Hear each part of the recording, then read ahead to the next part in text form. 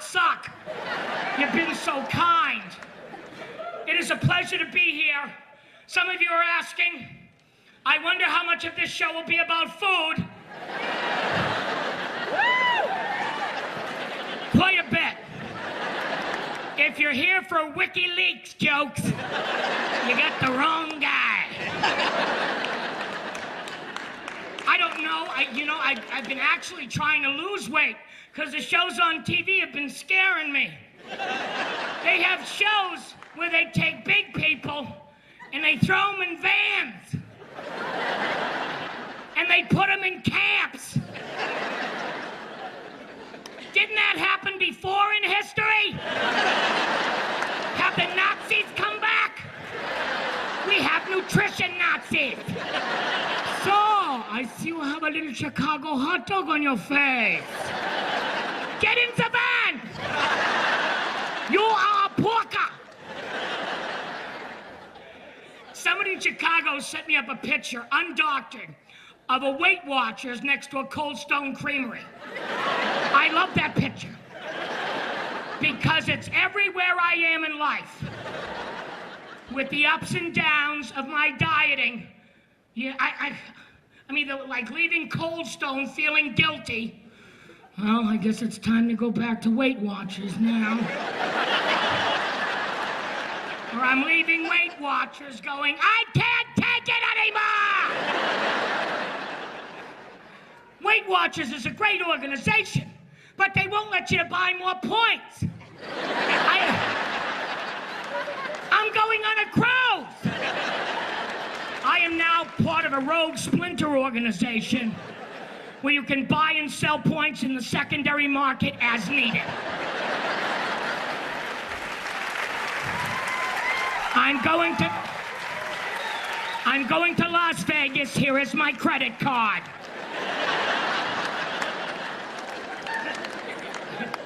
But then you're dieting and you turn on TV and there's all shows about food. They have shows about just one kind of food. They have 3 shows on about cake. They have a show called The Cake Boss. This man is the boss of cake. You are the boss of cake? I did not know you could arbitrarily make yourself the boss of a food. I am now the boss of ham.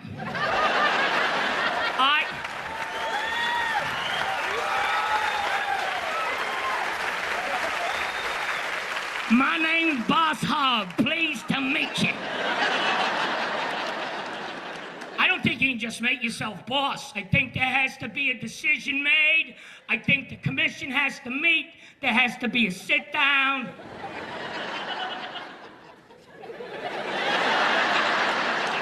So what is decided?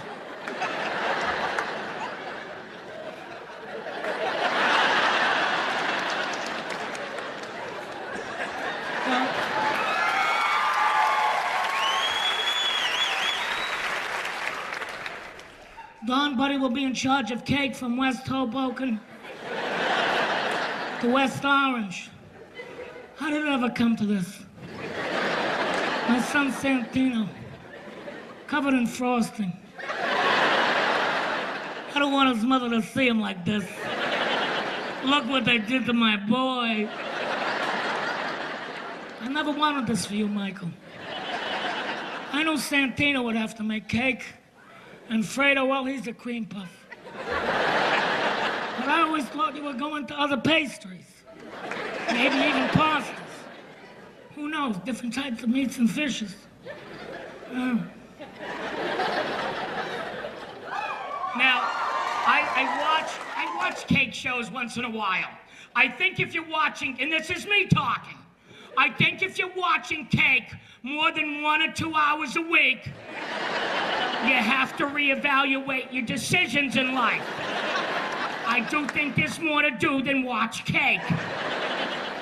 John, what you doing? I'm watching cake.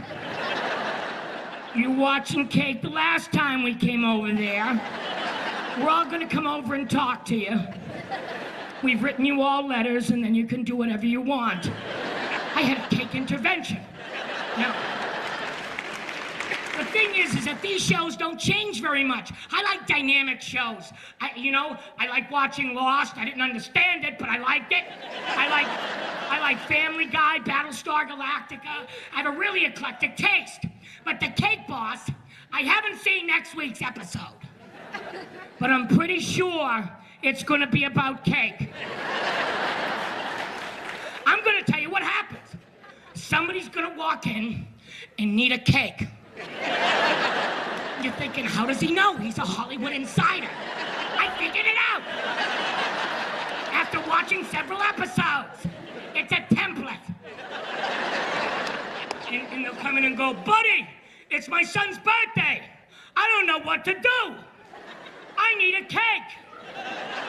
He really likes the movie Shrek. Can you do anything with that? Then they interview Buddy in a very serious sit-down interview. And Buddy screams at the TV. It was the kid's birthday! He really likes Shrek! And I'm thinking, I'll get him a Shrek cake! How does he think of this? It's like CSI cake. And now he tells you how he's gonna make this Shrek cake. He'll take 2 regular 5-layer cakes, carve them into like a Shrek. Then cover it all in a lovely green fondant. Watch this show. You want to play a drinking game? Whenever he says fondant, take a drink.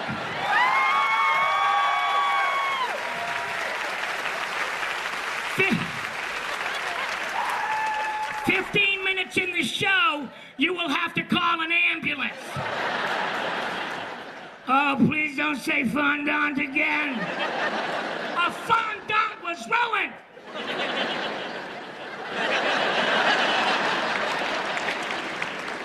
We get it. He can stop saying fondant.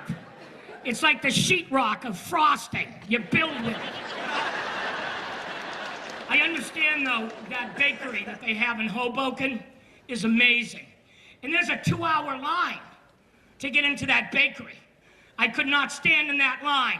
Because people walk up to me and feel that they can say whatever they want. And I don't want to hear it. Standing in a cake line.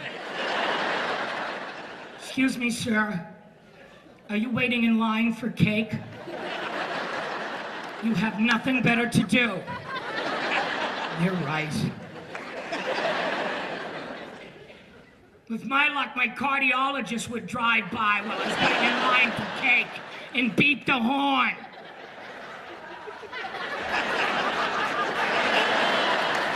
Get out of the line!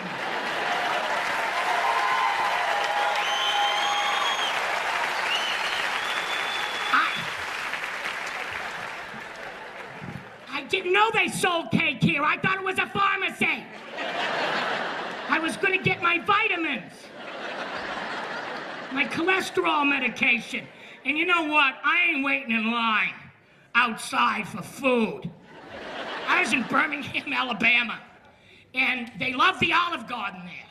Now, the Olive Garden is good.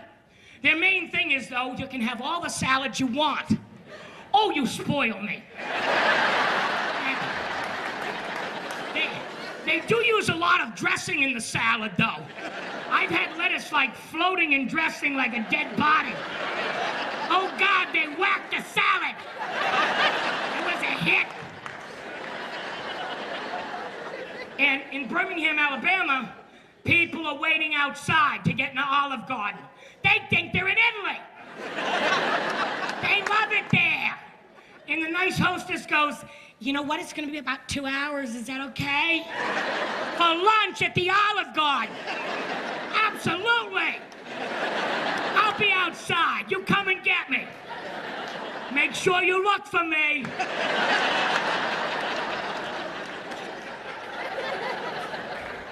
I don't get that at all. My sister's got me a panini maker. I don't like paninis. Well, first of all, my sister's very, very nice. They got it for me for my birthday. And I tell them, don't buy me anything, because I don't want anything. You know what? I want to give. It's better to give than to receive. And the gifts are stupid, and I can't pretend anymore. I can't look at them and go, oh, a panini maker, how did you know? I was having trouble making sandwiches, and you saved me. You want to make a panini? Get a frying pan. Put the bread on there. Put stuff in bread. Wait 5 minutes. Turn it over. Wait 5 minutes. Then punch it with your fist. Here's your panini.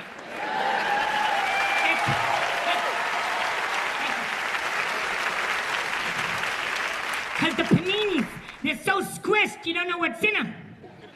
And there could be vegetables in there. I've been into a panini and I tasted arugula. Where did arugula come from? We had no arugula when I was growing up. My mother never said, John, I want you to go out in the garden and pick some arugula. I'll be right back, Mom. Tomatoes, cucumbers, arugula? No! It's a pretentious, horrifying vegetable. People serve just so they'll look fancy and elegant. It's the emperor's new clothes of vegetables. People don't want to speak up. Spit it out at the table. What are you serving me? It's arugula. It works with the rest of the salad. Yes, it does. The bitter with the dirt taste makes me grateful for the rest of the salad that I would ordinarily hate. I had a panini with roasted eggplant in it. I know eggplant. I think you know I know eggplant. There's 2 ways to make it. Parmesan, that a member of the family taught you how to make. Or leave it alone. I confront people at the supermarket. I don't know, excuse, I've seen you have that eggplant in your hand. You got like your Aunt Marie's recipe or something? No, I looked up on the internet and there was this little recipe. Put it down! Get it out of your hand! Go get some arugula. You've done enough damage.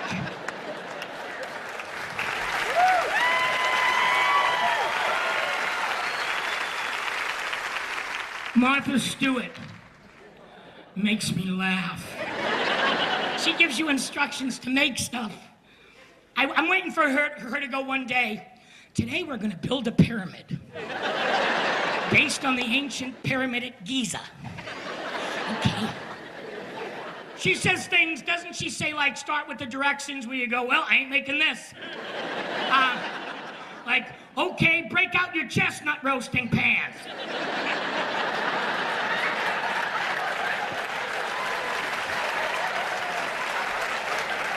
Honey! Where's the chestnut roasting pan? I'm not much of a cook, I will admit that. I eat out, and it's very hard to be, you eat more calories when you eat out. It's a proven fact. And I didn't even have a toaster. I just bought a toaster recently. And, well, I had one, but I toasted low-carb bread, and it exploded. So I go to buy another toaster. I didn't want any trouble. I went to a nice store and talked to this nice young lady. I saw a toaster for $49. I said, I'll take this toaster. It was a lovely toaster, as toasters go. And she said to me, could I have your name and address? No. You can have $49. And I will take this toaster. And that's really all I planned on today. What do you say? She goes, we really do want you in our system. But I'm not adopting the toaster. Is this like a Foster toaster program? I didn't see any signs. Once I walk out the door with this toaster, you're never gonna see it again. They want your email, they want your address. Remember when you could buy shit and walk out the door? I remember that.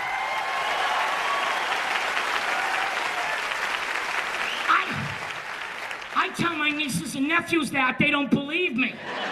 You know, you used to buy stuff and walk out the door and they didn't ask you any questions. Oh, Uncle John, you tell funny stories to make people laugh.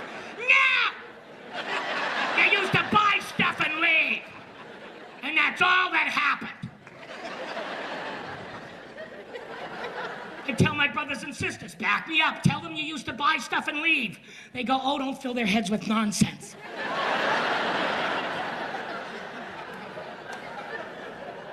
So I go to buy my $49 toaster, and it's easy for me to say that I have lost my cherub-like demeanor.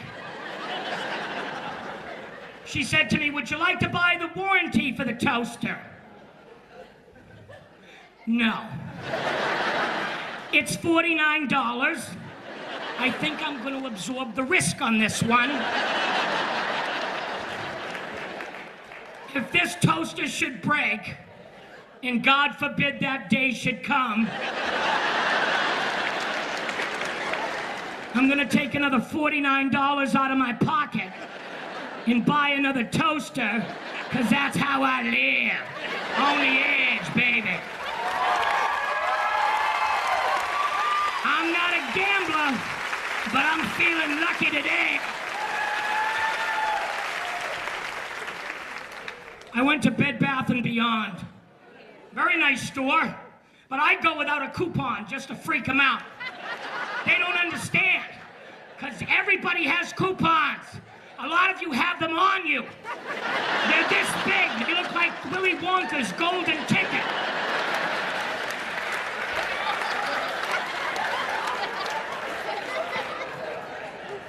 My sisters have stacks of them. They have a holster for Bed Bath & Beyond coupons.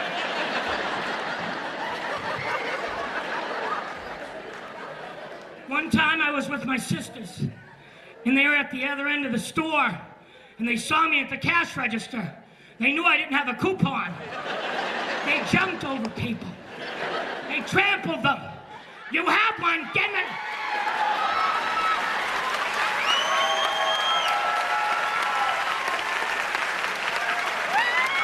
I'm not lying.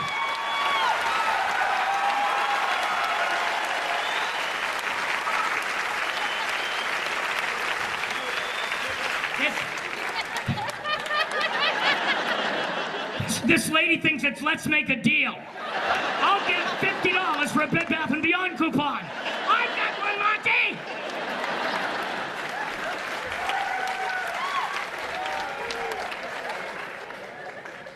One time I went to Bed Bath & Beyond, and I didn't have a coupon. People talked about me in line. He doesn't have a coupon. Is he all right? You don't think he's dangerous, do you? One lady felt sorry for me. You don't have a coupon? Do you know how to get home? Is your name in your jacket?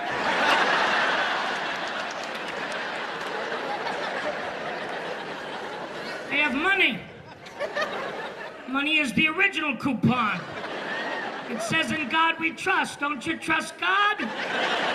I must say one thing about Bed Bath & Beyond, and I do shop there. They are not fussy about the coupon. They're not looking for expiration dates.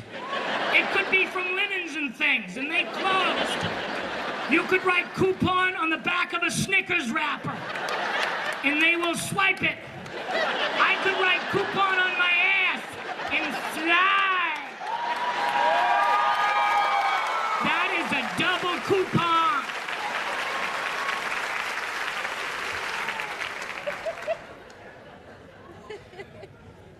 I go to Bed Bath & Beyond without a coupon, and the cashier gives me a coupon. And this is how it went. Now, life is precious, and we've got to make the most of it. and I don't have time for useless, ridiculous things. And she said, you don't have a coupon? I said, no. She said, well, here's one. Thank you. Here. Doesn't make any sense. It's silly, isn't it? Wait till I tell you what happened when I bought the TV. I needed a TV. And buying a TV is always such a joyous thing for me because when I was a kid, we had 5 channels on our TV. 2 of them didn't work. Yeah, you know people that say, these people piss me off. Don't ever say it in front of me, and I have a cherub-like demeanor. But this makes my eye twitch. We were poor when we were kids, and you know we didn't know it? Huh? Really, because I was poor, and I was certain of it. And it really bothered me. After the 4th night of Frank and Beans, I would say, hey, we're poor. And when I get older, I'm talking. So to be able to go in and buy a nice TV, I count so many things as blessings and just another wonderful thing in my life. And I had a great attitude. Then they started talking to the salespeople. And they said, okay, you're going to buy this TV. You need a surge protector. Okay, I don't know what a surge is, but I called my brother-in-law. They said I need a surge protector. What do? He said, buy a surge protector. You need one, they're about $200. If you have high-end electronic equipment, it might save your equipment one day, if there is a surge. I hadn't asked the neighbors about surges, but I bought it. There was one for $200. They go, no. You don't want this one. I don't even know why it's out here. Then they brought me over to the $500 one I didn't see. You want the $500 surge protector? I said, pray tell. What does a $500 surge protector do? Apparently, there can be a lightning bolt from Mount Olympus that hits my condo, and I'll still be able to watch the Cake Boss.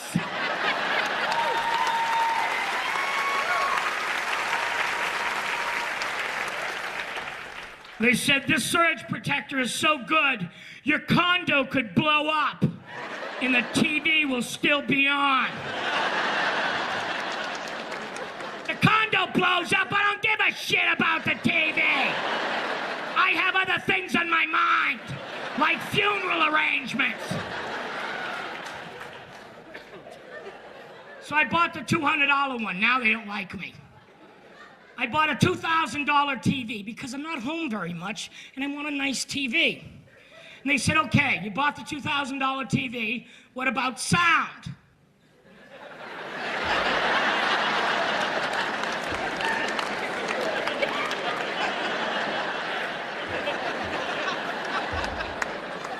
I said, I would like it to have sound. Could I have sound, please? They sold me one of those $2,000 sound systems. And it's very good. My house sounds like a movie theater, but it's driving me insane. Every time the phone rings on the TV, I get up to answer the phone. Do you know how many times phones rang? Up and down 80 times in 3 hours. Hold on.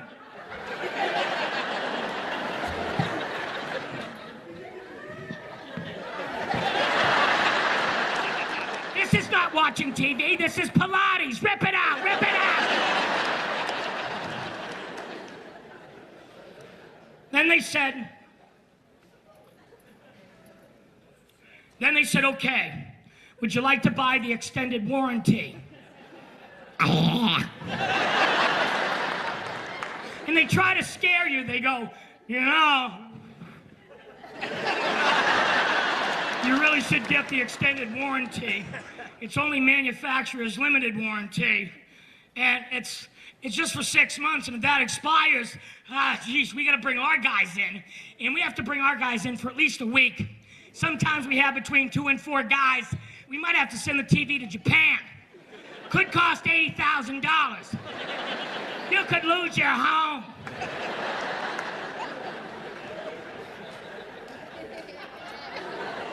The TV cost $80,000 to fix. I would throw it away and save $78,000. Oh, I told you they didn't like me. And then the guy said, I just really think, this is just like everyone does. It's just sign here. I said, no. What do I need an extended warranty for? He said, well, in case the TV breaks. The TV's gonna break, I'm not buying it. His eyes went dead. Nobody had ever said that to him before. Nobody ever questions them. We just sign on the dotted line, and it's wrong. And I was gonna stick up for all of us.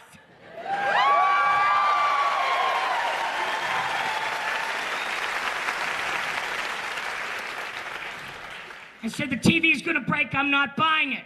He said, sir, this is one of the best TVs in the store. Then what do I need an extended warranty for? In case the TV breaks. The TV's gonna break, I'm not buying it. It's not gonna break, you son of a bitch. Hold your voice down. What do I need an extended warranty? In case the TV breaks. Just buy a warranty. You got the money. I saw you on Last Comic Standing. That wasn't me. That was Ralphie May. You can't even keep your big guys right. Now, what do I need an extended warranty for? He just said, shut up and sign. I said, get your ass outside. We went outside and we fought. It didn't take very long. It was a tie. My mixed martial arts days are over. We felt very silly. I took a step back. I said a little prayer to myself. I'm a better person than this. Why am I so mad? And I looked at him, and I said, what do I need an extended warranty for? In case the TV breaks. It's gonna break, I'm not buying it. It's not gonna break, I swear to God, sir.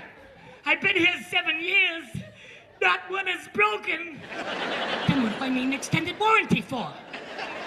In case the TV breaks. Are you fat and stupid? That's when I beat the hell out of him.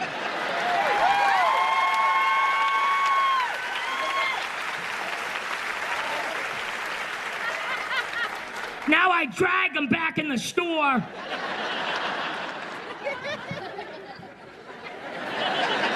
And I flip him over.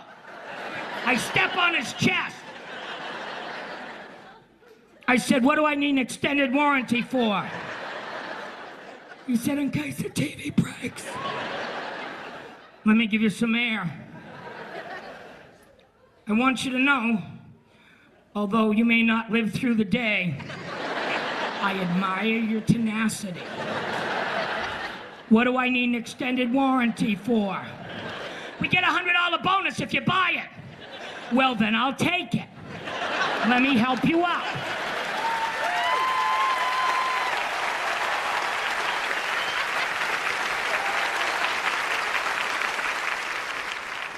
I wish we had more lights.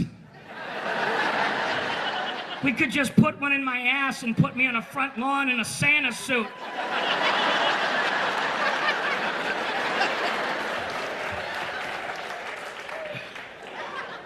Next special, we need 50 more lights or I'm walking.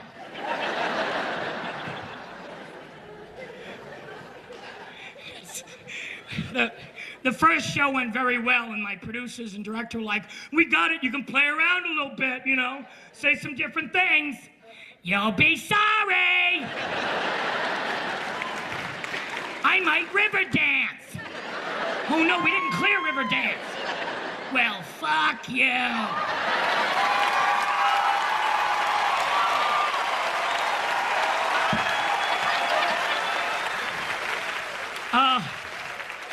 You know, I don't like to be scripted as a stand-up. I have certain bits, but I like to kind of make it casual. All right, I'll get back to the special now.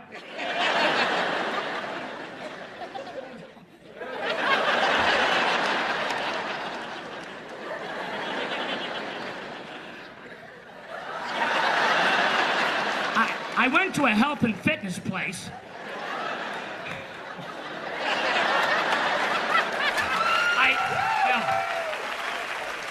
Last summer, I went to a health and fitness place. Yes, and I had a stress test and blood work. And I go to this doctor there, wonderful lady. But my stress test and my blood work are good. And she's shocked.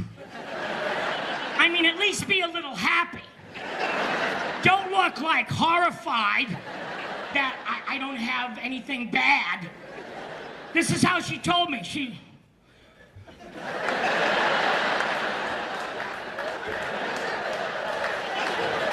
I guess she bet the over, I don't know.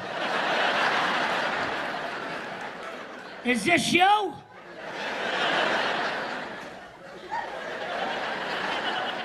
These are good. Your blood pressure's 112/70. We'll have that checked. It must be Celsius. Is there Celsius on there? No, there is not. Can we have a little joy and gratitude? Being healthy. The doctor at this health and fitness place told me one thing. She looked at me very seriously, and you know, I'm not getting any younger, and I was nervous for a minute, and she said, "Did you know that you're allergic to wheat?" And I looked at her and said, "But I'm a wheat farmer."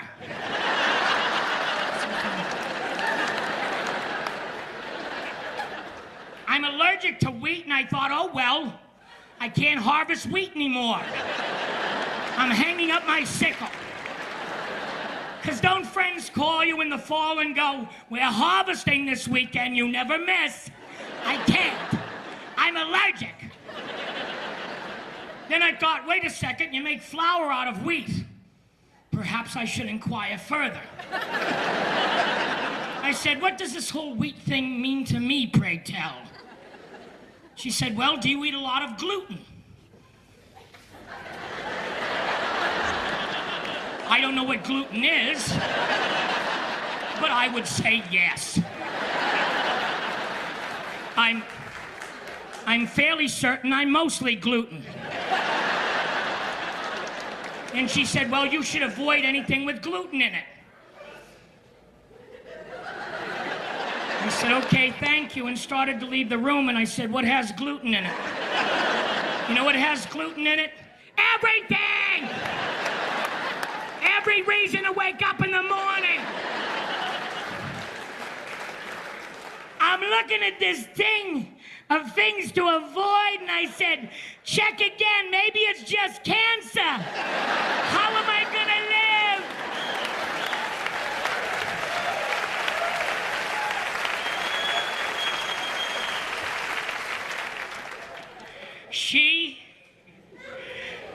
She told me to go try gluten-free products.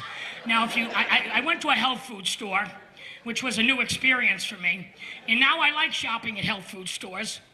And if you want to know where the gluten-free stuff is, look for a gentleman with a gun in his mouth. Because bullets are gluten-free. Have you tried gluten-free food?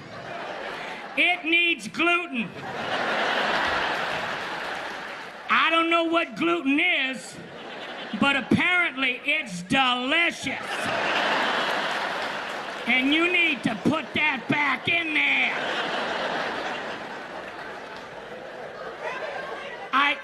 I tried the gluten-free pasta. And at this point, I'm thinking, I hope they make a gluten substitute, like a sweetened gluten, or I can't believe it's not gluten. Now, I think we have people here that know pasta.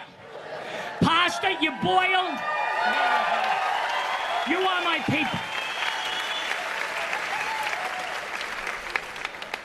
Pasta, you boil, boiling water, 10 minutes or less, little olive oil, little salt. Gluten-free pasta, 90 minutes. Enjoy. Abundanza.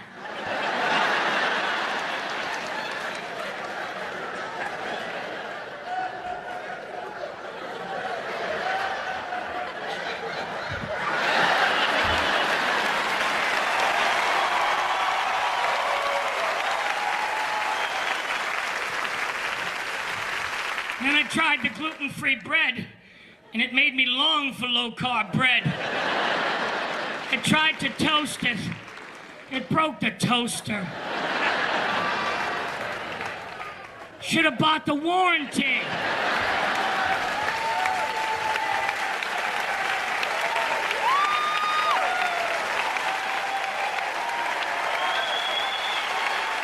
And it caused a surge. So I shop now at these health food stores on the road, and there's some healthy things that I like. Some people there have boundary issues. They walk up to me, and one lady said to me, "Do you like your beef cruelty-free?" "Oh, yeah." I would have it no other way. Take that cow to Disney World, put him on the rides, get him Mickey ears, couple of pictures, then whack him on the way to the airport. Didn't you like taking your picture with Mickey? Put it right in your hoof, the picture. You like the picture. All right, don't turn around now.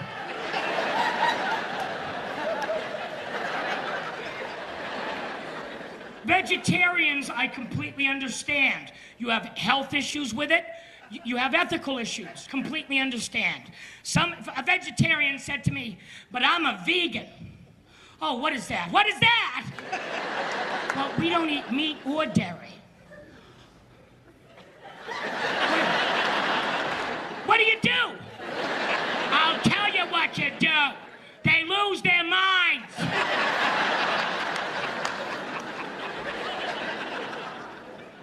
Vegans go to the store and they buy 50-pound bags of almonds and they make it into stuff they wish they could eat. They don't have a stove, they have a Play-Doh fun factory.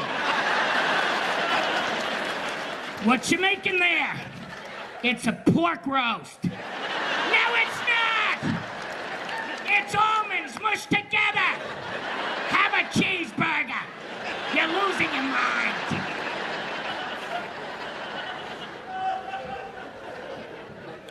I went to a health food store, and it is not lost on me that people on a limited income cannot eat healthy, and I hope we work to change that in the future.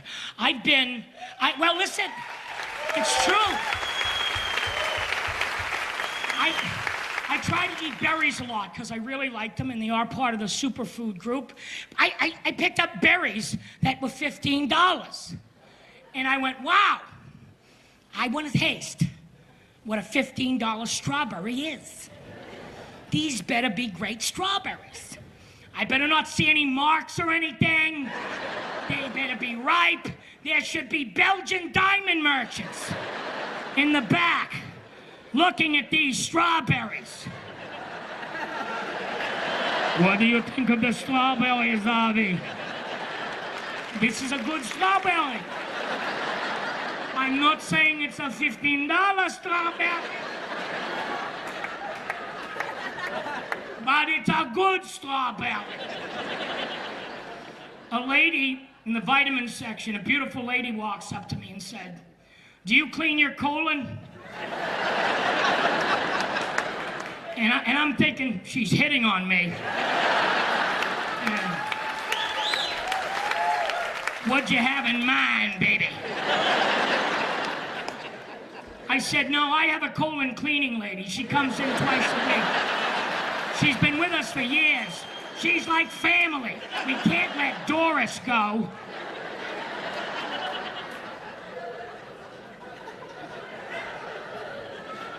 Someone asked me if I tried yoga while living in LA. Have you tried yoga? You know, they have gentle yoga. I tried gentle yoga. You walk in, they go, "Take your head and stick it in your ass." I don't want to put my head in my ass. It's dark and scary in there. And there's so much gluten in there. What if I have an allergic reaction and it gets stuck? Try to find your EpiPen with your head in your ass. They go, "If you can't put your head between your legs, just do what you can." Well, I took a nap because they gave me a mat.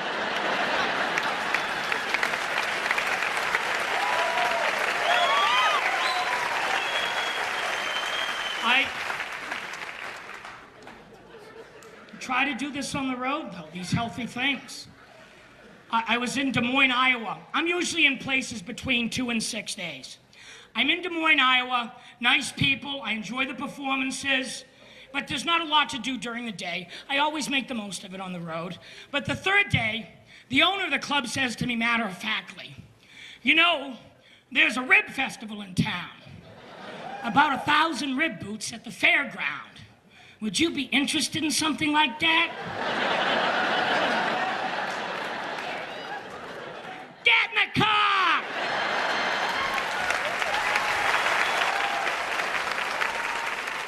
So we go to the Iowa State Fairground, and it's filled with ribs. Now, I had my monogram rib bib that I carry with me on the road. Well, thank God I packed it. You should see me in my monogram rib bib. I'm adorable. I look like a Bob's Big Boy come to life.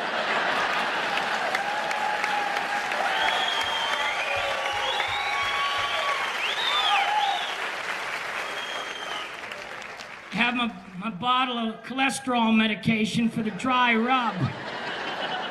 And I'm happy. There was a long line, but I didn't think that, my brain would start because all you could get were a half a rack of ribs or a whole rack. It's going to move. Now, people watch the Rib Boss or a rib show. Now everybody's an expert. They're asking questions to the rib guy. What kind of wood do you use in your smoker? Get out of the line.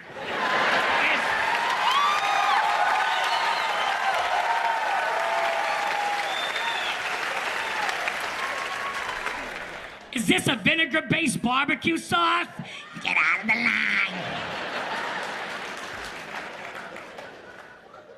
Is there cayenne pepper in this dry rub? Get out of the line.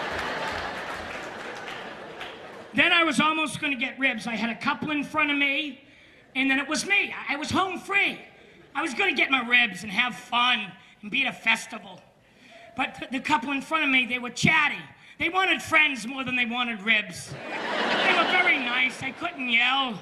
I had to internalize it. Get out of the line, get out of the line, get out of the line. See, they were talking about the fact that they were from Nebraska, and they had driven there in their brand new Winnebago. Well, it's not brand new, 9,000 miles, but it might as well be brand new. They bought it from the neighbor across the street. His wife had a stroke, and they couldn't travel as much as they had wanted to. Now, Evelyn and George had lived with them for over 23 years. Their kids grew up together. They went to the same grammar school. We both sent them to Catholic school. Not that the schools in the area aren't wonderful, they are. And then they went on to the Catholic high school. They had a very good football team, and our sons played together. Now, when Mary had the stroke, obviously, we're at the hospital every day, and I think they would have done the same thing. Get out of the line!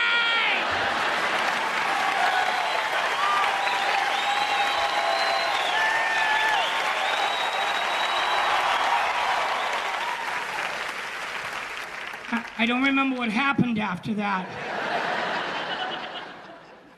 I guess I got ribs. I woke up in the woods. There were bones everywhere.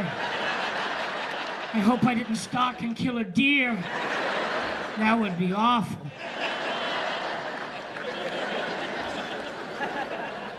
Last year I went on a tour of Canada, and it was amazing. I love Canada. I will work there forever.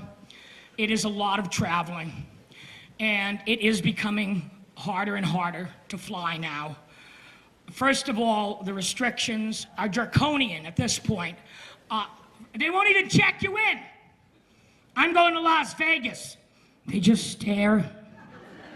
They punch in the computer, and then they say, go check in over there. There's a machine. Check yourself in.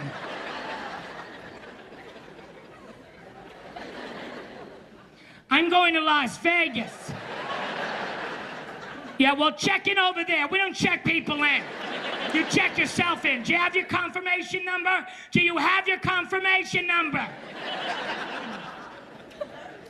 I gave you money. And you said you would fly me to Las Vegas. We had a deal.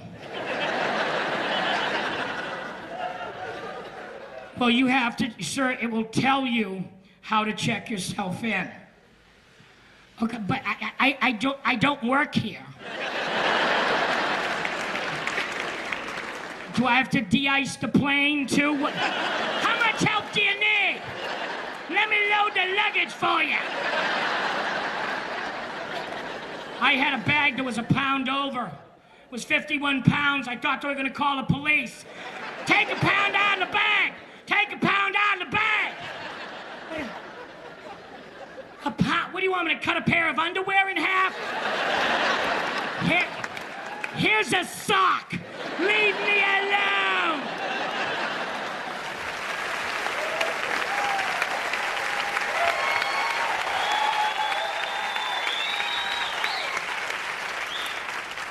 Now, they give you the full body scan some places. And I don't need that. I believe you can do it psychologically. I believe if someone has something in their ass, you can just ask them, and they won't be able to lie. You'll know if they're lying, because you ask them out of the blue. So, going to Las Vegas today. I love Vegas. Where did I stay the last time? What shows did we see? Is there something in your ass?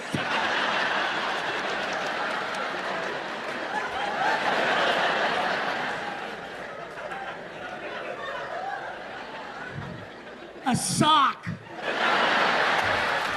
They wouldn't let me pack it.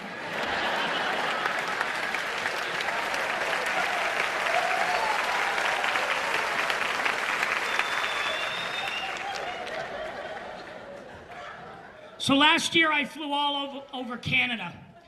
And well, actually we drove a lot of it too, which I enjoyed. We drove to Prince Edward Island. If you want to know where Prince Edward Island is, it's at the end. Drive until you're done, and you'll see a bridge. Go over the bridge, and they're right there. And we had 1,000 people on Sunday and Monday, and it was so touching. I'm thinking, this is like everybody. And they couldn't have been nicer people. It's not a big town. There's like 12 stores on the main drag. It's a beautiful place to go. If you want to get away and quiet, it's a beach community. And there were 10 Anne of Green Gables gift shops. Anne of Green Gables is the early 1900s. It's a book young ladies would read. I guess it's a nice thing. You read it growing up. But 10 Anne of Green Gables gift shops. And half of them are Anne of Green Gables gift shops. And half of them are candy stores. You know, because you can't make money just off of Anne of Green Gables. The franchise isn't as big as it used to be. So they have these older ladies dressed from the early 1900s in jumpers like 12-year-old girls, and they're all walking towards you with candy samples. And it gets creepy. It's like, kind of like the Thriller video, you know?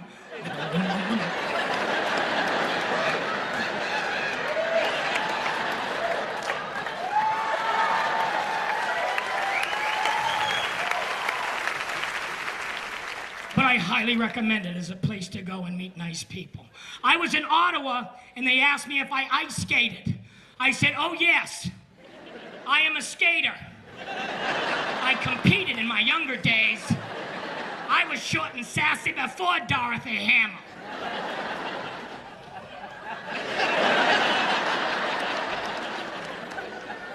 People skate there.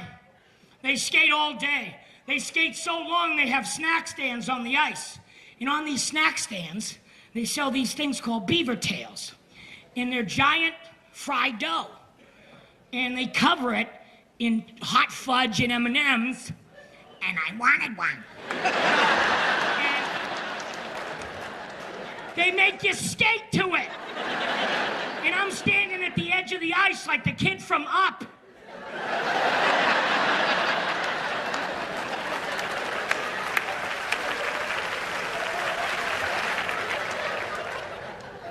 I waited 3 days. They said, no, you have to skate. It's tradition.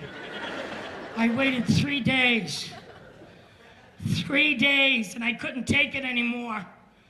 So I put skates on, and they pushed me, and I skated. It was...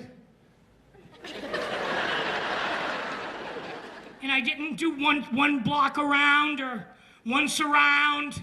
I went right to the fried dough stand.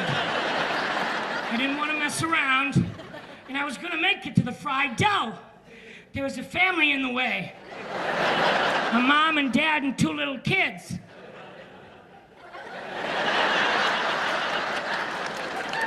They shouldn't have been in the way of the fried dough. They turned around and they saw me. You know what I saw in their eyes? I saw hope.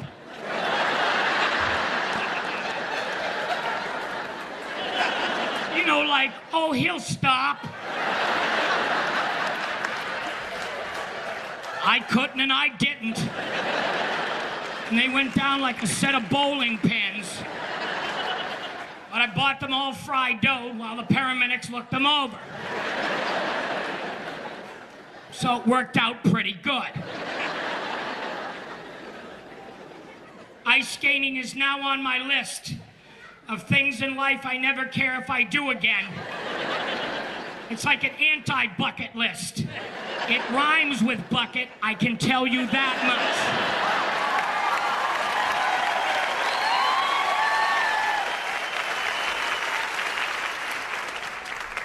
Hiking.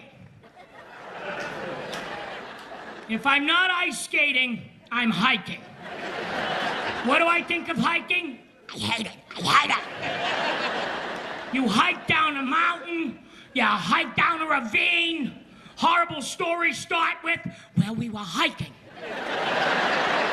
And you ended up in North Korea, didn't you?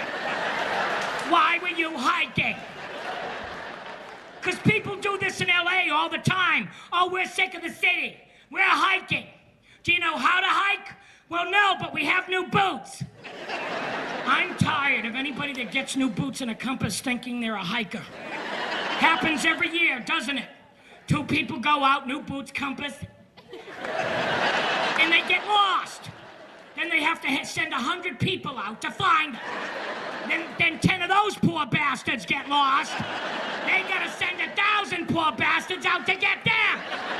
Pretty soon, 10,000 people are looking for 2 assholes with new boots and a compass.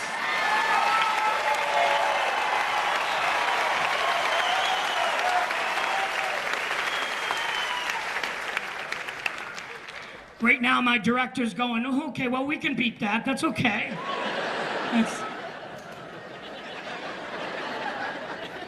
Even the food that's for hiking. Oh, they have those power, it's not like protein bars.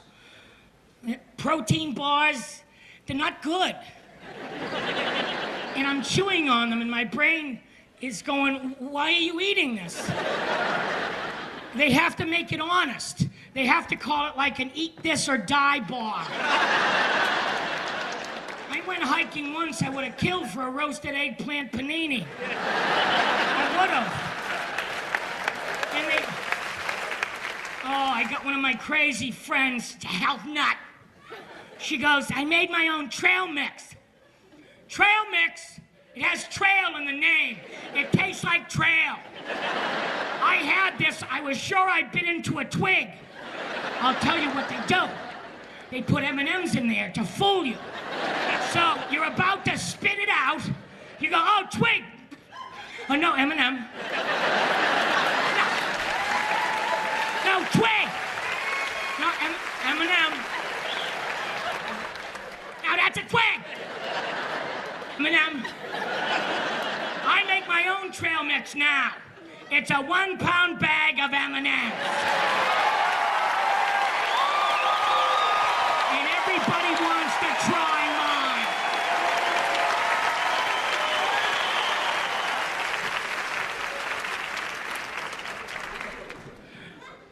I went on a little vacation to St. Martin. It's a beautiful island. It's half French, half Dutch, magnificent beaches. A running theme in my life is the airlines losing my luggage. Well, they managed to do it once again. Now, there aren't a lot of big and talls in St. Martin. So I bought an extra large shirt at the gift shop. That worked out okay. It went up to about here.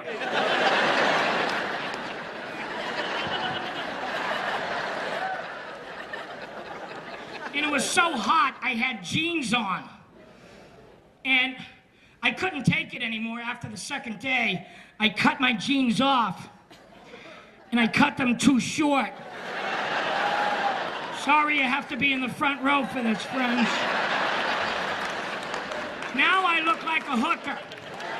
And I'm not talking about a high-end escort. I mean a hoe. Like an HBO documentary. He walks the streets of St. Martin.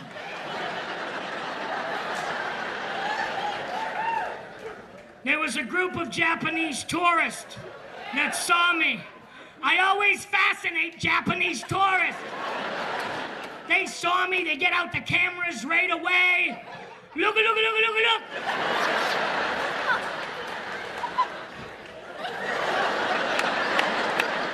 How come you dressed like a hooker?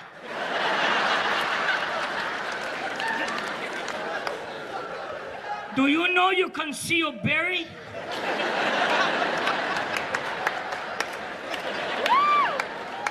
You can see his berry.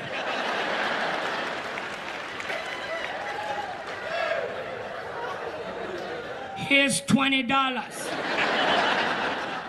Let me rub your berry.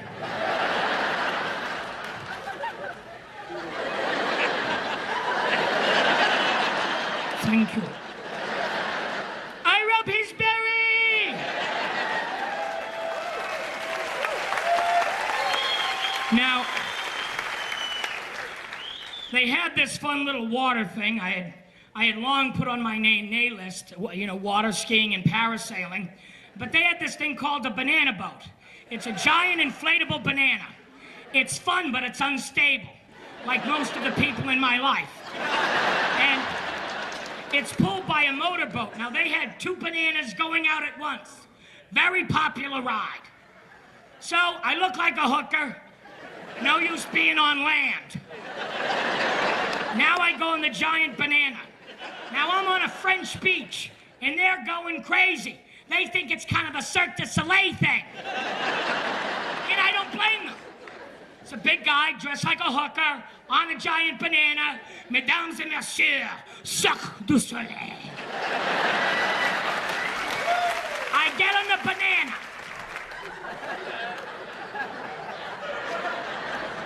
And I was having fun, but the boat took a hard left. And I flew off the banana into the other banana. And I look over, and it's that poor family from Ottawa.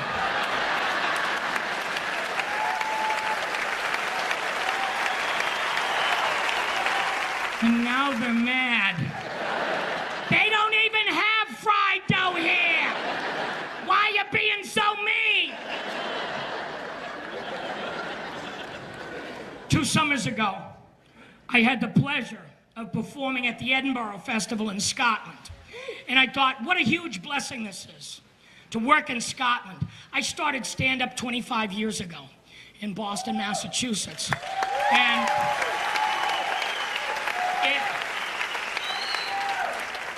it has been a wonderful journey. It really has. And I thought, Scotland, just another blessing that this occupation has given me. But everything great in my life has a catch to it.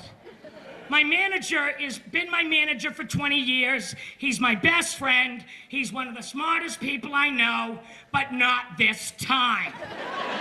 He forgot to read the contract. I'm gonna work 26 out of 27 nights in Scotland. That's too many for me. Remember, I'm used to being in places between 2 and 6 days. After the third week in Scotland, my brain is screaming at me. Why did you move to Scotland?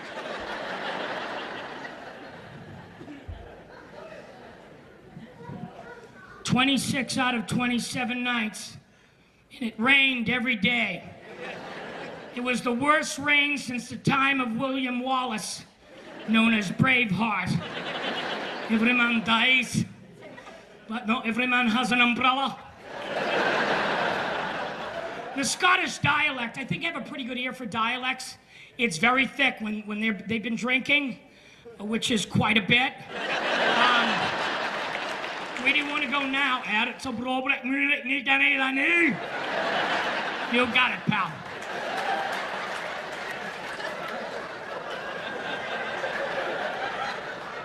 But every day, think about it, every day for a month, I would wake up, it would be raining, and I would be in Scotland. It's like the movie Groundhog's Day. I'm calling up old girlfriends, apologizing. Take the curse off of me! Now, that being said, if you're going just for the Edinburgh Festival, go. Just don't go 26 out of 27 nights. They rented me an apartment, and the apartment had a futon bed. You know what a futon bed is? It's a little more comfortable than a yoga mat. That's all it is. There ain't much to it. Some of you have futon beds, and I actually like futon beds because they're honest. They have FU right in the name. And so, if somebody don't people call you and go, we're coming to visit. It's going to be Taste of Chicago. We're going to come to visit. Sure, you can sleep on the futon. You know, if you have a futon for your guest, they won't be staying long. After the third day, I had sciatica. I was crippled. And they made you walk. They didn't pick you up. It wasn't in the contract. And I said, well, where is the venue? They said, well, you can see it from here. Then you can walk it from here. It wasn't a walk, it was more of a hike. And you know how much I love those.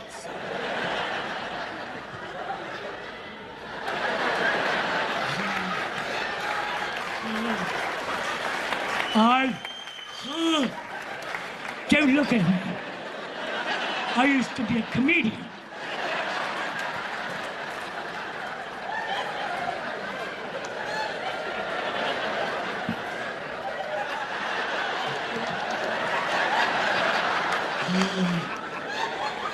Master says I must tell the jokes. I walked in to a sandwich shop, and it's not like our sandwich shops here. They're cheap with the toppings. You know how like they load stuff up at a sub shop here?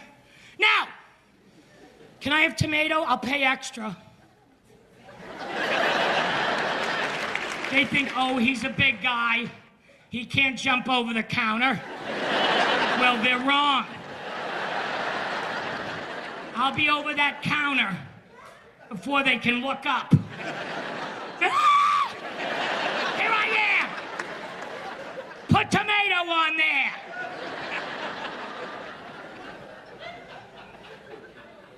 Black olives on a sandwich. How much are black olives?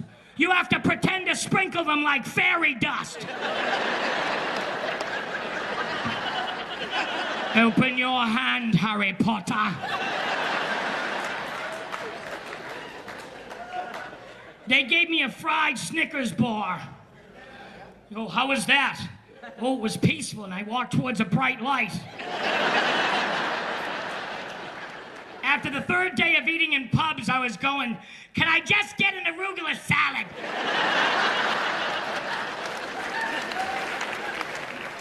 There was a Chinese buffet in Scotland. Now, listen. I I don't go to buffets much anymore for health reasons and restraining orders. But I feel I was singled out a number of times, but I'm not going to fight it. I know when I'm wrong. And I started comedy in Massachusetts, and I put a few guys out of business, well, me and a few friends. What if one Chinese buffet owner from where I started comedy moved to Edinburgh? And with a lot of bad memories, and he rebuilt his life and his business. And then I walk into his buffet 20 years later.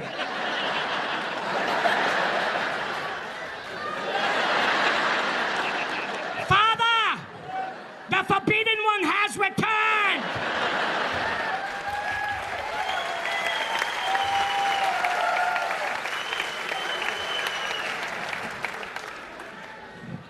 You think we forget about you, son of a bitch? We still have your picture. You go now again. Had to squeeze that in.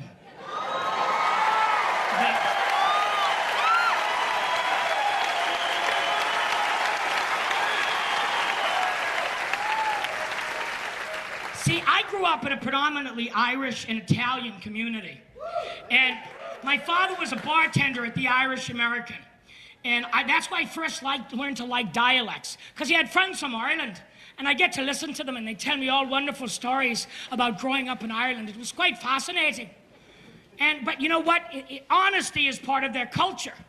And they said, you're a good boy, but you're a fascist kid. I don't want to frighten you, but if you're too fat, the angels won't be able to carry you to heaven.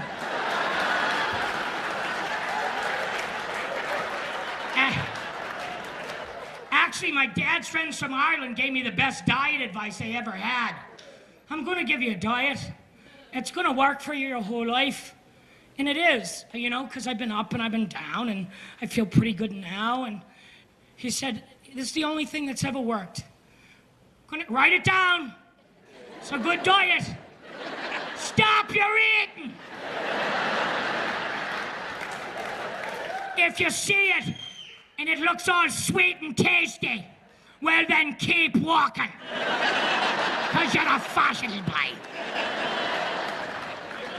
That would make a good Nutrisystem commercial.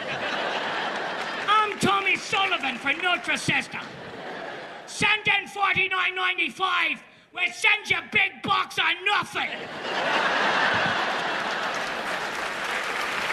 Now go out and take a walk.